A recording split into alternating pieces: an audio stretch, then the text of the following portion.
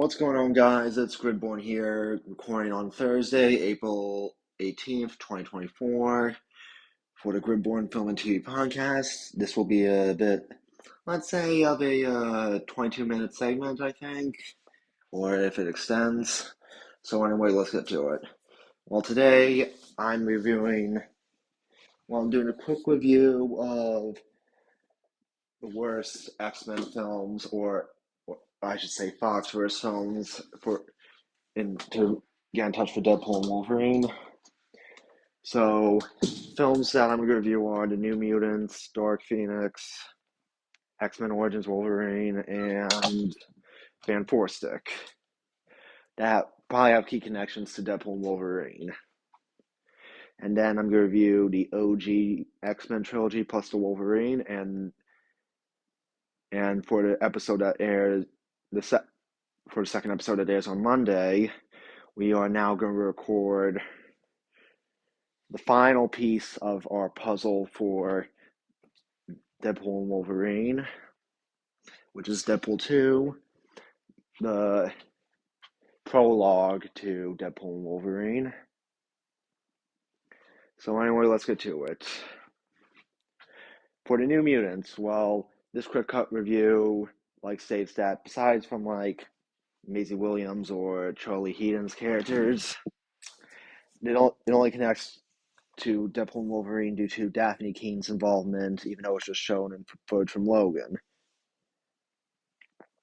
Oh, I forgot to mention I'm reviewing X-Men Apocalypse since I didn't like that film. X-Men Apocalypse, maybe they might have Apocalypse as a cameo. That's one for starters. Or we all know Jennifer Garner's coming back as Elektra. Dark Phoenix, maybe the 90s X-Men will come back.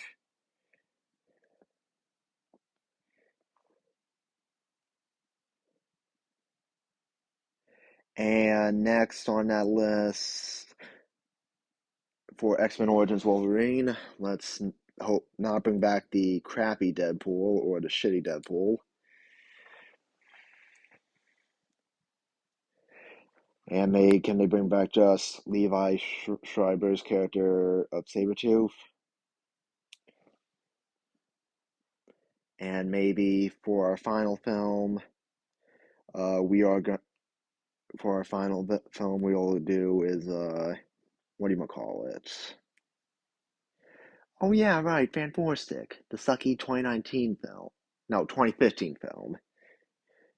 So to begin forth, if Marvel Studios listens to this podcast on Spotify, or is there an employee to Marvel, let's just say bring them back for Deadpool and Wolverine just to kill them off as a joke. Okay? Thank you.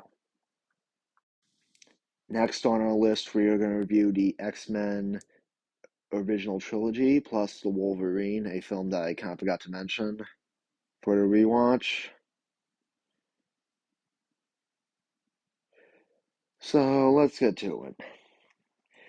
Well, I'm going to do a quick review of all four films. Well, X-Men The Last Stand sucked. X1 and X2 were good, and last but not least, The Wolverine, a good film, but, representing a marching band show of Japan. Next, I'm going to do is read you the plots of each of those films, so spoiler alerts. X-Men is a 2000 American film, premiered in July. So let's get to it.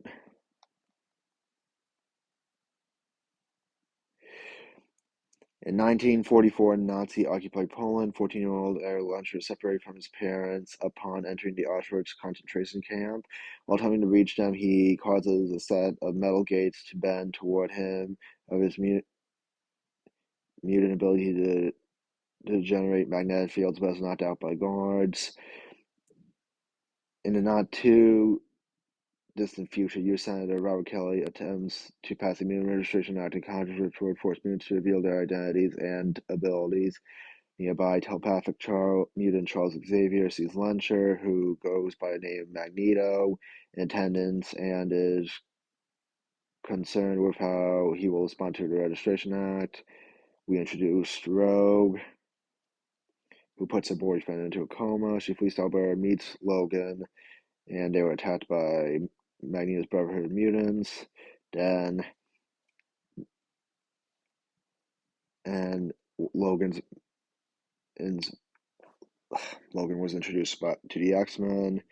Brotherhood members Toad and Mystique abduct Senator Kelly as a test subject to give him mutant powers.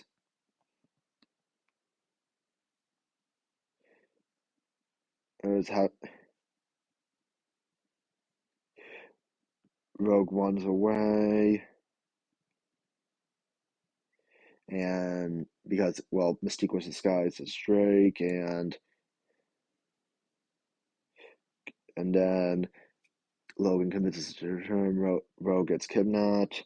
Kelly arrives at the school, and Xavier reads his mind and learns about Magneto's machine, realizing the strain of power that nearly killed him.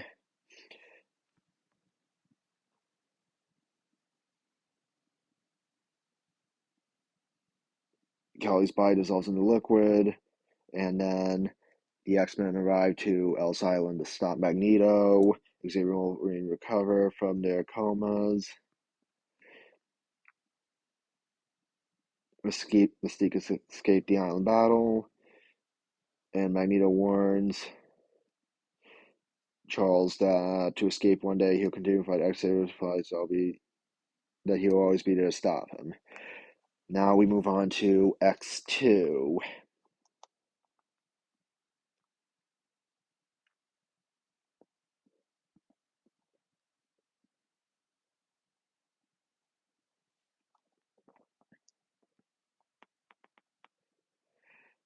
We were introduced to Nightcrawler at the White House, who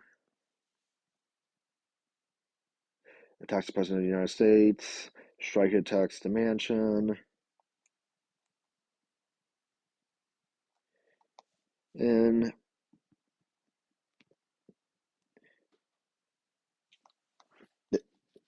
kidnaps Xavier and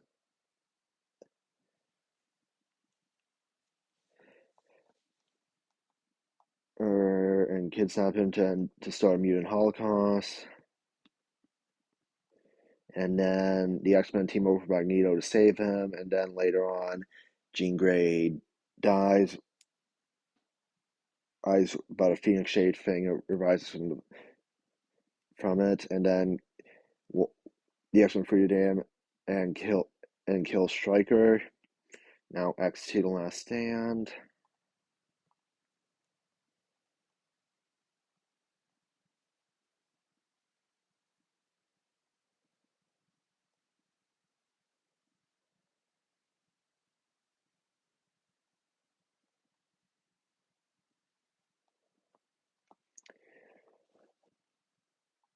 Jean Grey was introduced 10 years later.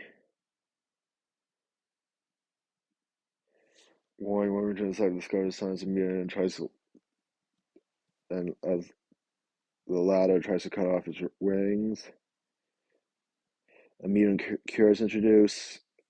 Cyclops dies when Jean was found resurrected. Jean freed the Phoenix as an alternate personality. Magneto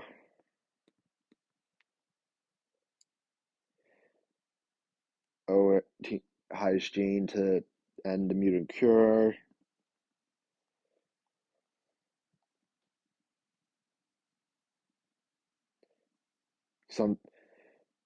Wolverine kills Jean after killing Charles and anyone else. There's a final battle at Alcatraz. Sometime later, the mutants are finally obtained. Xavier School is still operating while Storm is headmistress. President of the United States appoints McCoy. And then later on, Bobby Rogue, having taken it here, rekindles with her relationship with Bobby Drake. Magneto sits at a chessboard, San Francisco.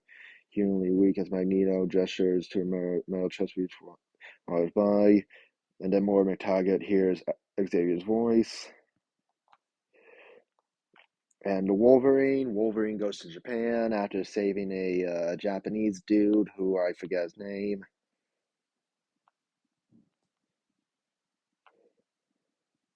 And then,